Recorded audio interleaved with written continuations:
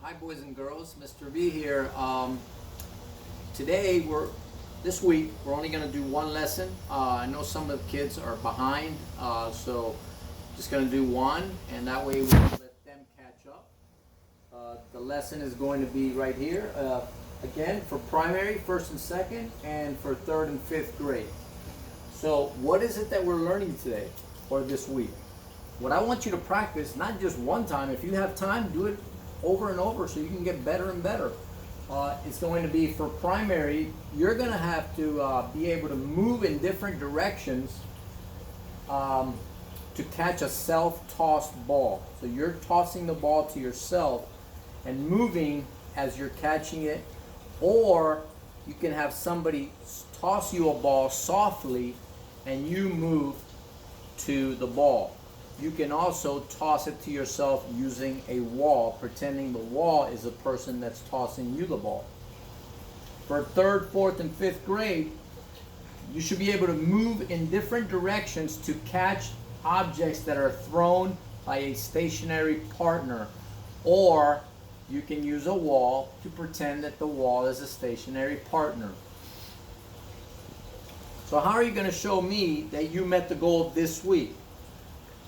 The magic number is for first and second graders. You should be able to toss and catch a ball to yourself a minimum of 10 times in a row.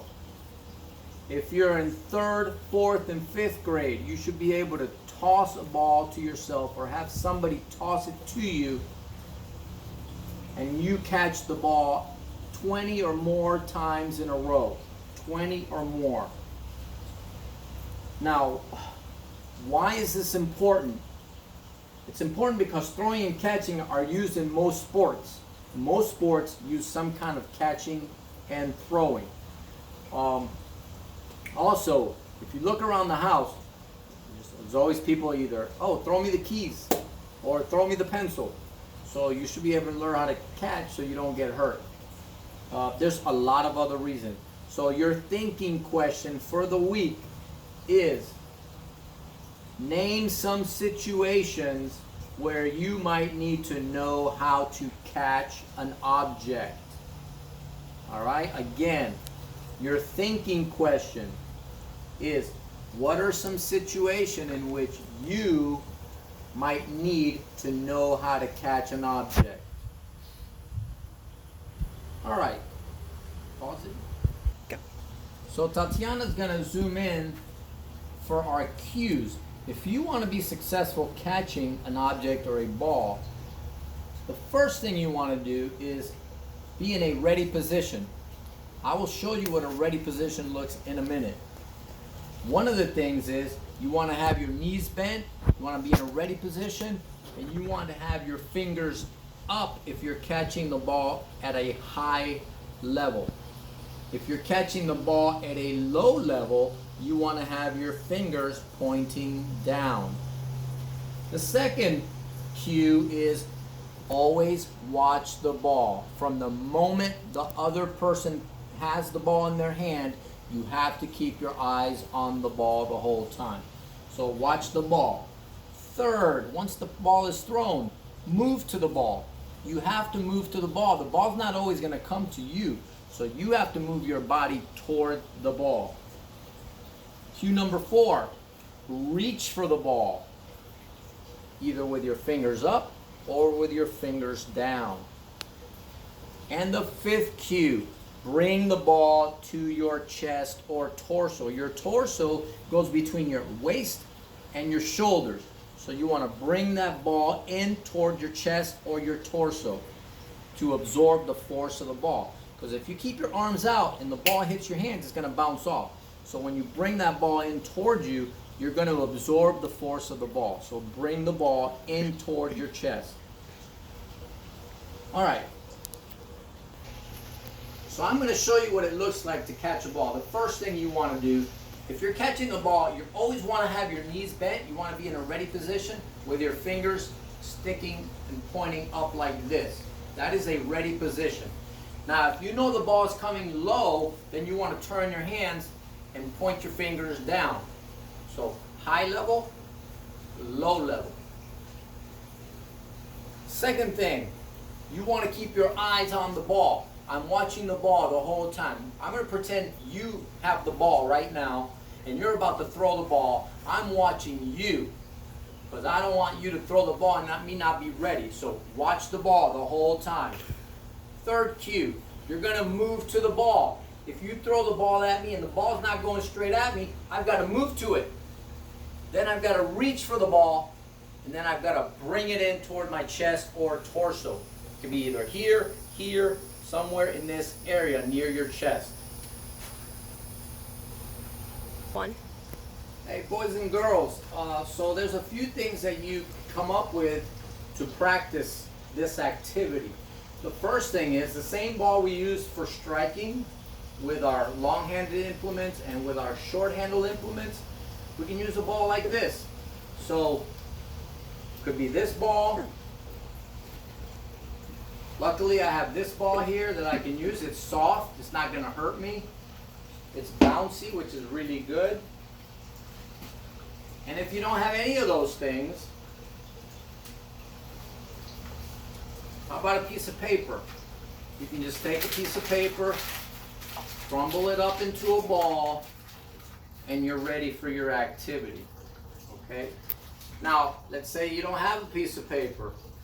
Look for something that's not too hard, something that's not going to hurt you. Maybe a can of Lysol. This is an object. Hand sanitizer bottle. Right here. So, I can use this. Alright? You're too far. Alright, children. We're going to start off with a crumbled up piece of paper. So, if you're in first and second grade, there are two things I want you to practice. Only two. The first one, you're going to do it and do it and do it until you get 10 or more in a row. The first thing you're going to do, you're going to take that piece of paper. You're going to toss it to yourself. Don't always toss it in front of you. Maybe you might want to toss it to your left or toss it to your right. Remember, watch the ball, move to the ball, reach for the ball, and catch it and bring it in. So, 1, 2,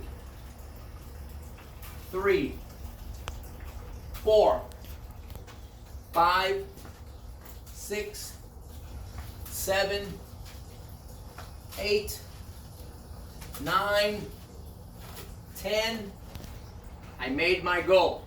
Once you meet your goal, what you're going to do, you're going to ask either a brother, a sister, your parent to grab that same ball, and what they're going to do is they're going to softly toss the ball to you. Now, if they want to really challenge you, don't let them just always toss it straight to you. You want them to toss it maybe to your left or to your right or to the middle without telling you where they're going to toss it. That way it's going to challenge you to be in a ready position, to watch the ball, move to the ball, reach for the ball, and bring it in toward your body. Here's an example. Tatiana is going to toss the ball at me. So you're going to stand right here, and you're going to try to get 10 or more in a row. She's going to toss me my first ball, so I'm going to get in a ready position. I'm going to say, go. I watch the ball, reach for the ball, and moved a little bit to the ball because that was going right to the middle, so I didn't have to move too much. And then I bring it in toward my chest. I'm going to give the person the ball again. That person might toss it somewhere else. That's 2 out of 2. That's 2 in a row. Now let's say they toss you the ball and you drop it. Now you have to start all over again. Remember, to meet your goal, you have to get 10 or more in a row. So the first activity, you So to the left, you can toss it to the left. You could toss it to the middle. You could toss it to the right. So you have to get 10 in a row. Once you get 10 in a row, you're going to have a partner toss you the ball softly so you can try to get 10 or more in a row. Those are the only two things you do first and second graders. I'm going to use this ball to show our third, fourth, and fifth graders what to do. For you, if you don't have a partner, what you can do is you can take the wall And you're gonna toss, you're gonna be in a ready position. You're gonna toss the ball to the wall. You're gonna move, watch the ball, move to the ball, reach for the ball and bring it in. That's 1, 2, 3, 4, 5. I might want to do a high level. 6, a low level. 7, to the left. 8, to the right. 9, 10, 11, 12, 13. See how many you can get. So you are tossing the ball against the wall, either with a bounce, or if you want to challenge yourself, without a bounce.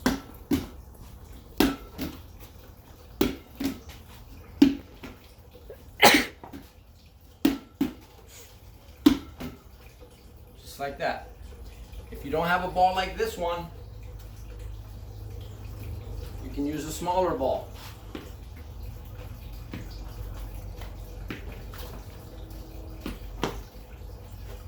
Okay? If you don't have any of those balls, grab a crumble ball and have a partner toss you the ball from a distance. If it's too close, have them back up a little bit. See if you can get 20 or more in a row. 3rd, 4th, and 5th grades. You have to get 20 or more in a row. If you drop it, you have to start all over again. You're going to keep trying and trying and trying until you get 20 or more in a row. And if you really want to challenge yourself, 1st through 5th graders, see what your highest score in a row is going to be. I might be able to get 100 or more in a row, 100. See what your record is, and then email me, let me know, Mr. E, I met my goal, I got 10 in a row. If you're 3rd through 5th, I got 20 in a row. But wait, Mr. V, I challenged myself and I wanted to see what was the most I can get in a row, and I got 120 in a row. Let me know how many you got in a row. That would make me really proud. So that's your first assignment, to do the activity with the ball. Your second assignment is going to be to email me and let me know in what situations do you think it's beneficial for you to know how to catch an object, not just the ball, but any object. You can give me 1 situation, 2 situations, 3 situations, whatever you want. Okay? And then your third activity for the week is the same thing. Your activity log, Monday through Sunday. I did 60 minutes Monday, 60 minutes Tuesday, 60 minutes Wednesday, etc., etc., just like we did last week. All right, boys and girls, that's all. If you have any questions, just email me on Edsby. Have a great day, and I miss you.